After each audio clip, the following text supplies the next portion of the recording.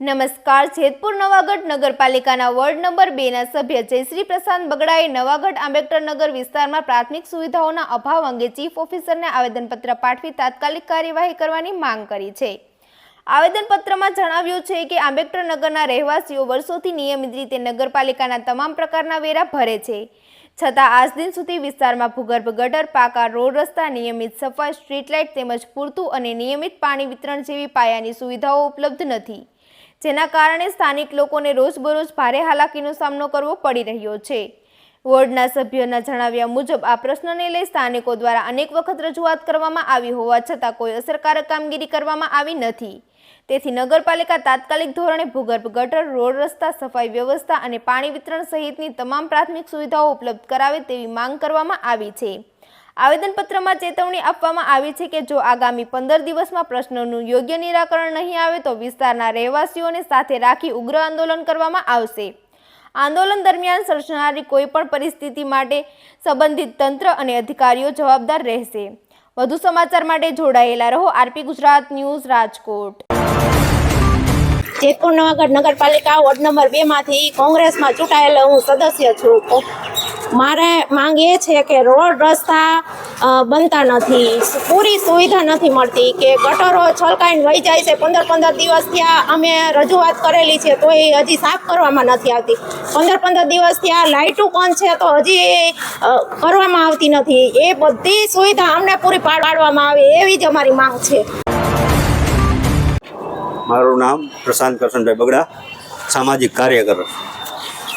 મારે આ વિસ્તારની અંદર રોડ રસ્તાનું કામ નથી થતું, લાઇટો પૂરી પાડવામાં નથી આવતી અને સ્વચ્છતાના નામે મીંડું. તો સુધરાઈ સભ્યના ઘર પાસે સ્વચ્છતા ન થતી હોય તો બીજા લોકોના આમ પ્રજાને તો શું થાય? એટલે કોઈ કામ કોઈ નગરપાલિકા કોઈ દ્વારા કરવાનું નથી. 15 દિવસથી લાઇટોના પ્રોબ્લેમ છે તો 15 દિવસથી ફોન કરીએ તો આજે આવે કાલે આવે, ખોટા બહાના બનાવે છે. ને આ લોકોના મને એવું માનવામાં આવે છે કે આ લોકો ના પાડવામાં આવે છે કે પ્રશાંતભાઈના કે જયશ્રીભાઈના કામ કરવામાં આવે નહીં. કોણ પડે છે? પ્રશાંતભાઈ જે ભાજપના સભ્યો ત્યાંના છે. આપણે એક પેરો આવ્યો વિડીયો ઓડિયો વાયરલ હતો ને કર્યો હતો, ચોખ્ખું કહેવામાં આવ્યું કે રૂક્ષાનાબેન અને ઉમેશભાઈ પાદરિયા બે તમારા કામ કરવાની ના પાડે છે. રૂક્ષાનાબેન કોણ? એ ઇરફાનભાઈ અપક્ષમાં ચૂંટાયેલા છે, ઇરફાનભાઈ તરખવાડિયા, એ એના ઘરના છે. તમારી માંગણી પૂરી નહીં થાય તો આગળનું શું તમારું આયોજન છે? અમારું આગળ તો આયોજન એવું છે કે અમારી માંગણી જો પૂરી કરવામાં નહીં આવે તો અમે ઉગ્ર આંદોલન કરશું અને ઉપવાસ આંદોલન પણ અમે જરૂર પડે તો અમે કરશું.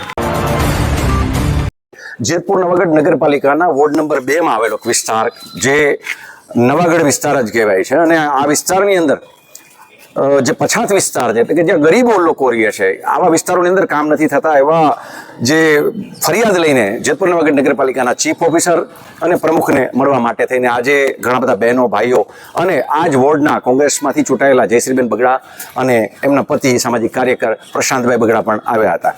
આજે ઘણી બધી રજૂઆતો કરી પણ જેમ કે કોઈ પણ પ્રકારનો જવાબ ઉપર સંતોષ ન થાય એવા જવાબો અહીંયાથી મળ્યા છે. નગરપાલિકાની અંદર જ્યારે કે કોંગ્રેસમાંથી ચૂંટાયેલા છે એનો અર્થ એવો થોડો છે કે એના કામ ન કરવા અથવા તો એના જે વિસ્તારો છે એને যদি વધુ મતો મળ્યા હોય તો આવું જે વોર્ડમાં એવું વર્તન રાખવામાં આવે છે. પણ ટેક્સ તો બધા પાસેથી લેવામાં આવે છે. આજ કોઈ પણ ટેક્સ નથી ભરતું એવું તો નથી. આજે આ લોકોની રજૂઆત એ પણ હતી કે જો અમારા કામ ન કરવા હોય તો અમારો ટેક્સ લેવાનું બંધ કરી દો, આવી જાઓ તમે પણ મેદાનની અંદર અને અમારું ટેક્સ લેવાનું બંધ કરી દો. અમે અમારા કામો, અમારે રોડ રસ્તા કચરા જે કંઈ પણ હશે અમે ટેક્સ ભરીને એ જ કામ કરવાનું છે. તો રાજ્ય સરકારના, કેન્દ્ર સરકારના અને નગરપાલિકાના જે કોઈ પણ ટેક્સો છે એ તમે પોતે કેન્દ્ર સરકારને, રાજ્ય સરકારને લખી અને અમારા ટેક્સને તમે નાબૂદ કરાવો, અમે અમારા તમામ કામ કરી લેશું.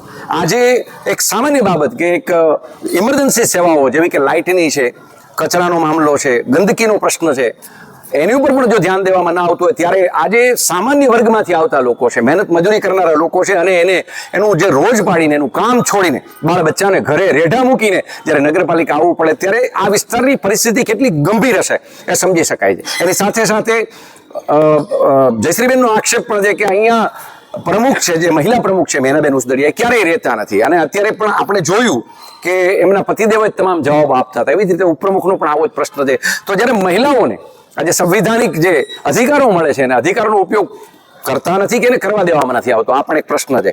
તો પોતાની જવાબદારીમાંથી જ્યારે આવી રીતે છટકવાની વાત આવતી હોય ત્યારે ખરેખર ના પહોંચી શકાતું હોય તો એના માટે રસ્તાઓ છે અને પોતે સ્વૈચ્છિક રીતે આમાં રાજીનામું પણ આપી શકે. પણ એવું નથી કરવું અને અહીંયા મનમાની ચલાવવી છે. એક એવી પણ વાત આવી પ્રમુખપતિ તરફથી કે ભાઈ ત્યાંના 2 રોડ લેવામાં આવ્યા છે, પણ એક જ વોર્ડની અંદર જ્યારે કે 10 રોડ પાસ કરવામાં આવે ત્યારે 8 રોડ છે એ એવા વિસ્તારોની અંદર આવે કે જ્યાં ખરેખર જરૂરિયાત નથી અથવા તો ઓછી જરૂરિયાતથી ચાલે એમ છે.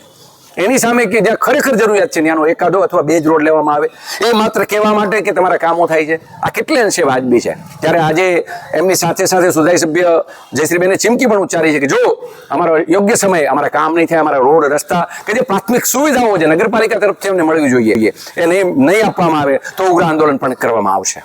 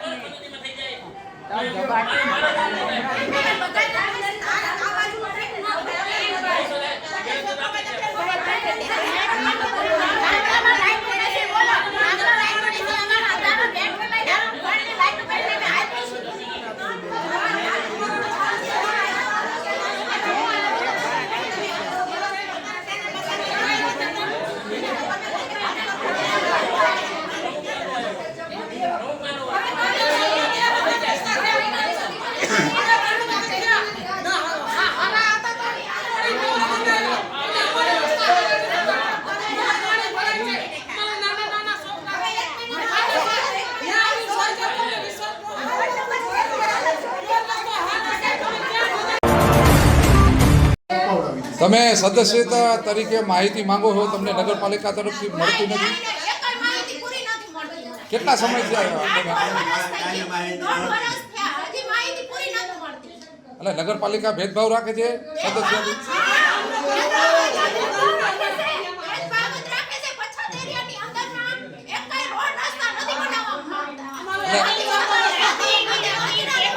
તમે કઈ સીટ ઉપરથી ચૂંટાયા?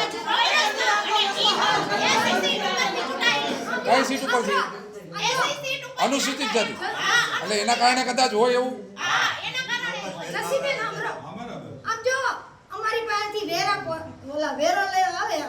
વેરો ભરીએ, સફાઈ કામના, દીવાબત્તીના, બધાય પાણી વેરાના બધાય પૈસા લે. અમને સુવિધા કેમ નહીં? તમે જેતપુર નવાગઢ નગરપાલિકામાં જ રહ્યો છો કે હદથી બહાર રહ્યો? કદાચ ચીફ સાહેબને ન ખબર હોય.